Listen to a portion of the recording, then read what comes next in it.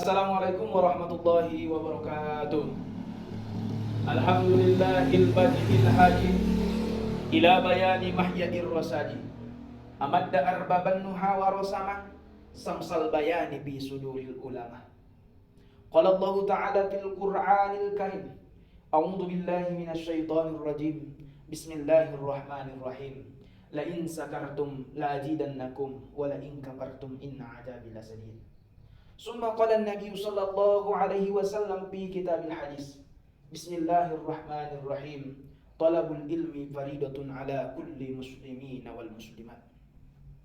Langkah yang pertama dan yang paling utama, marilah kita sama-sama panjatkan puja beserta syukur kita kehadirat Ilahi Rabbi yang telah memberikan kita beribu-ribu nikmat, di antaranya nikmat kesehatan dan nikmat kesempatan, sehingga kita masih bisa melangkahkan kaki kita ke musholla yang berbahagia. Maka dari situ sepantasnya lah kita mengucapkan tahmid yang berlapaskan Alhamdulillahirabbil alamin. Langkah yang kedua kalinya, salawat bertangkaikan salam ke junjungan kita Nabi besar Muhammad sallallahu alaihi wasallam yang telah membawa umatnya dari alam kebodohan, dari alam kemunafikan, dari alam kejahiliaan hingga ke alam yang terang menerang seperti yang kita rasakan pada malam hari yang berbahagia ini. Maka dari situ wajar bin pantaslah kita mengucapkan kalimat wasilah yang berlapaskan Allahumma sholli ala sayyidina Muhammad wa ala ali sayyidina Muhammad. Yang terhormat Bapak Ibu yang hadir pada pengajian kali ini. Adapun judul ceramah saya pada pertemuan kita kali ini, sebagaimana firman Allah Subhanahu wa taala yang saya bacakan tadi. La in sakartum la ajidannakum wa la in kafartum inna azabi lasadid. Yang sekira-kira artinya, barang siapa yang bersyukur akan nikmatku, kata Allah, niscaya aku tambah. Dan barang siapa yang kufur akan nikmatku, kata Allah, maka sesungguhnya azabku lebih pedih. Di mana ayat tersebut menjelaskan kepada kita bahwasanya kita hidup di dunia ini jangan pernah lupa untuk bersyukur. Banyak Bu yang perlu disyukuri. Contohnya Bu, apabila ibu menanam sebuah sayur-sayuran, di mana sayur yang ibu tanam ini membuahkan hasil yang lebih, maka kita diharuskan, kita dituntut untuk bersyukur kepada Allah. Maka dengan bersyukur ini Allah akan menambah. Tapi apabila kita kufur, apabila kita tidak pernah bersyukur, maka kata Allah, azab Allah sangatlah pedih. Di balik kata bersyukur ini, kita diperintahkan terus-menerus untuk saling berbagi, untuk selalu bersedekah.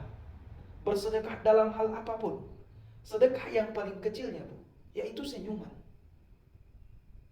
Tabassam fil qalbi, tersenyumlah kamu di dalam hatimu.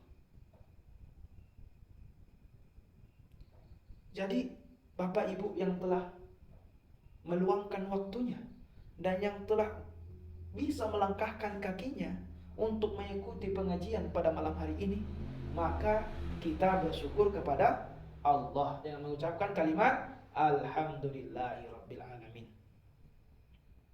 Dan sebagaimana hadis Nabi yang saya bacakan tadi yang berbunyi Thalabul ilmi faridatun ala kulli muslimina wal muslimat. Menuntut ilmu itu hukumnya wajib bagi muslim laki-laki dan perempuan. Lalu bagaimana Bu dengan orang-orang yang tidak pernah mau tahu dengan ilmu tersebut? Apakah hidupnya berdosa terus? Apakah ia selalu dicatat dengan dosa? Maka apabila kita bertemu dengan orang-orang yang tidak mau menuntut ilmu, yang tidak mau mempelajari segala sesuatu hal. Contohnya Bu, di zaman sekarang orang-orang hanya Islamnya tuh Islam KTP. Kenapa dibilang Islam KTP Bu? Di KTP-nya Islam sudah. Hanya di KTP-nya saja Islam. Kenapa saya katakan seperti itu? Dikarenakan dia dibilang Islam tapi tidak melaksanakan yang namanya perintah Allah Subhanahu wa taala. Apa perintah Allah Subhanahu wa taala? Itu melaksanakan sholat 5 waktu sehari semalam. Kalau kita mau mengerjakan sholat 5 waktu sehari semalam, tanpa dibandengi, tanpa dibarengi dengan yang namanya ilmu, maka sholat kita itu sia-sia, Bu. Maka sholat kita itu sia-sia, Pak. Kita hanya mendapatkan capeknya saja. Berdiri, rukuk, sujud, nggak jelas. Kalau memang kita tidak mempunyai ilmunya dalam sholat. Tapi kalau kita mempunyai ilmu dalam sholat, insya Allah sholat kita diterima oleh Allah Subhanahu wa Ta'ala. Dan dengan ilmu ini juga, Bu, dengan ilmu ini juga, apalagi terutama di bagian ibu-ibu, sebagaimana hadis Nabi yang berbunyi, ibu adalah guru pertama bagi anak-anaknya. Kenapa ibu guru pertama bagi anak-anaknya? Dikarenakan yang mengandung selama 9 bulan, yang mengandung anak itu ibu. Kalau bapak-bapak tahunya hanya untuk menyuntik.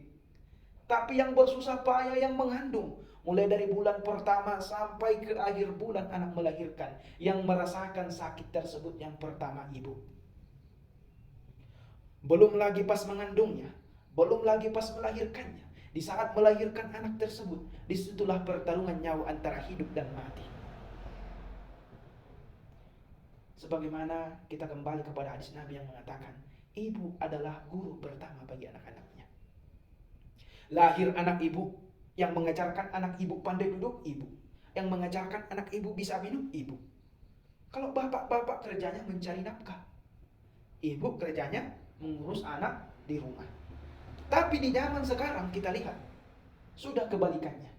Di mana yang mencari nafkah perempuan bukan laki-laki, melainkan tugas mencari nafkah ialah tugas laki-laki. Maka daripada inti ceramah kita pada pertemuan kali ini, yaitu kita harus bersyukur kepada Allah Subhanahu wa Ta'ala atas nikmat Allah, atas nikmat yang Allah berikan. Dan kita harus menuntut ilmu.